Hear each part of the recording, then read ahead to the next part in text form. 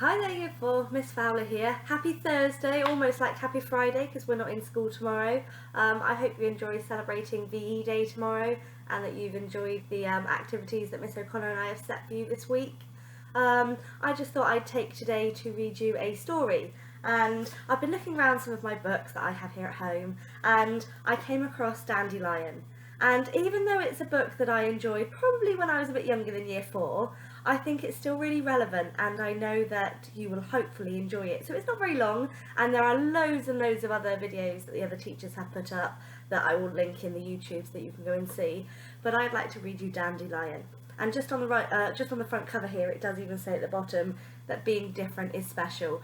We are in a really different time. It's a special time because it will go down in history, but it's also a bit weird at the same time. But this is about a child who is different but is special. And I know that can be you in this weird time. Okay. Hopefully hold it up so you can see.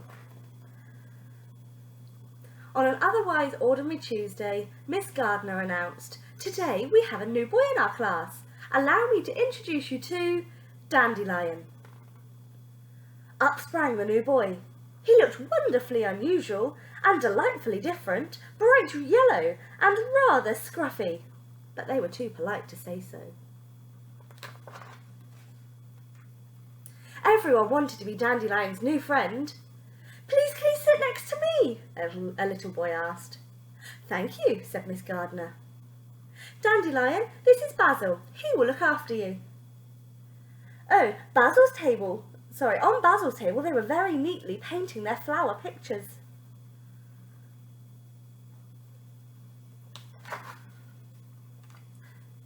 Before long, Dandylion was enjoying himself so much that he clumsily spilled the paint water everywhere. He was very upset. The table went quiet. Then Rosie laughed and they all got the giggles.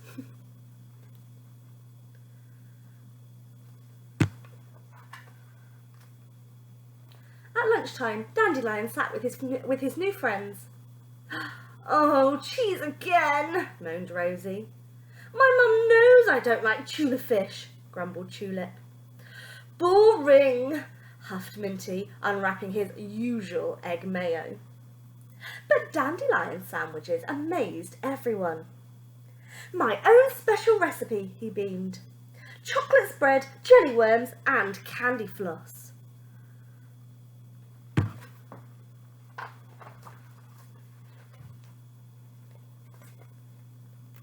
Then it was playtime.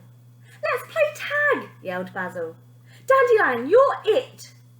"Wait, I know a better game," said Dandylion with a twinkle in his eye. "It's called Scare Chase." "Rah! Rah!" he roared and chased them all around the playground. He was surprised when Miss Gardner said, "Please play nicely with the other children."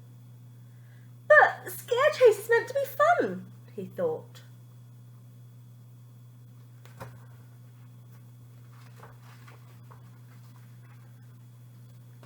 With Dandylion in the class, days skipped by faster, and unexpected things happened, like the time Dandylion brought his pet mouse, Roger, to class.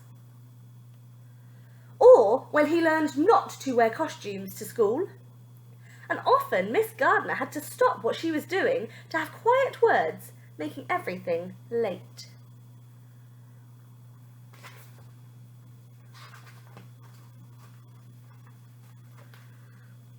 One terrible Wednesday, Dandylion's latest adventure landed the children in big trouble.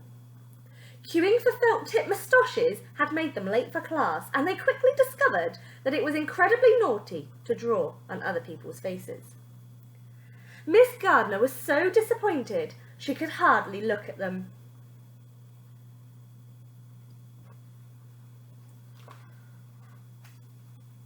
At lunchtime, Basil was chosen to be spokesperson. "We like you, Dandylion," he squirmed. "It's just that you're not like us. You make life too crazy, too messy, and we get into too much trouble." And then in a small voice he said, I think it might be because you're like a weed.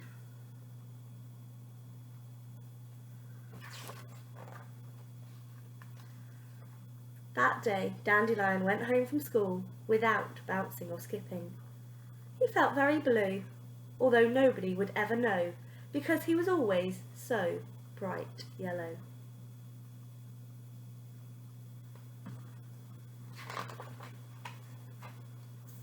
He didn't go to school on Thursday. He thought about things and decided to try being less bouncy and to smarten himself up. But he didn't like his new, neat look. His little mind was made up. He was not going back. "What's happening, my little dandy?" asked Grandpa. "You look all serious with your new bow in your hair." Wise old Grandpa Clock always knew what to do, so Dandelion told him everything. Grandpa Clock gave Dandelion a cuddle. "We all need special people to come and stir our lives up for us," he said. "There'd never be any surprises if everything was always tidy, and we all need surprises." "But they said I'm like a weed," Dandelion sniffed. "Remember, a weed is only a name given to a wildflower growing in the wrong place," said Grandpa. "You're a beautiful wildflower, and you can go back and stand tall."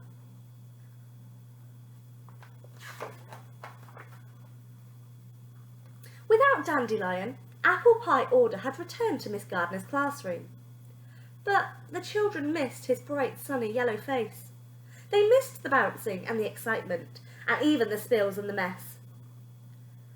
"We miss Dandelion," Basil announced after lunch. The whole class nodded. "I've got an idea," Miss Gardner said. And that day everyone went home with a school letter and a smile on their faces.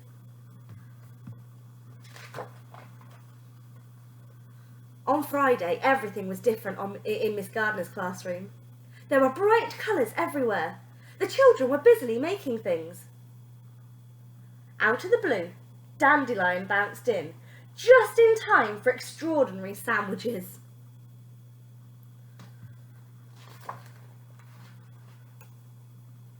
Everyone cheered when they saw him. "Hello, Dandelion," Miss Gardner beamed.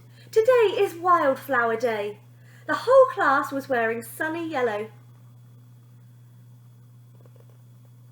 Dandelion now felt like he was a wildflower in the right place.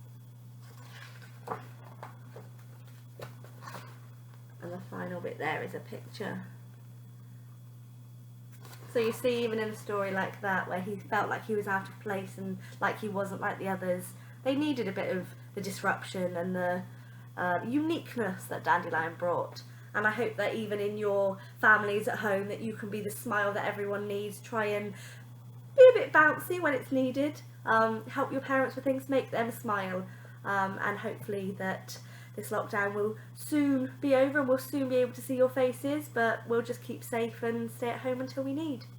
Anyway, it's been lovely to read to you again today. Have a lovely extended holiday, and I will see you soon. Take care.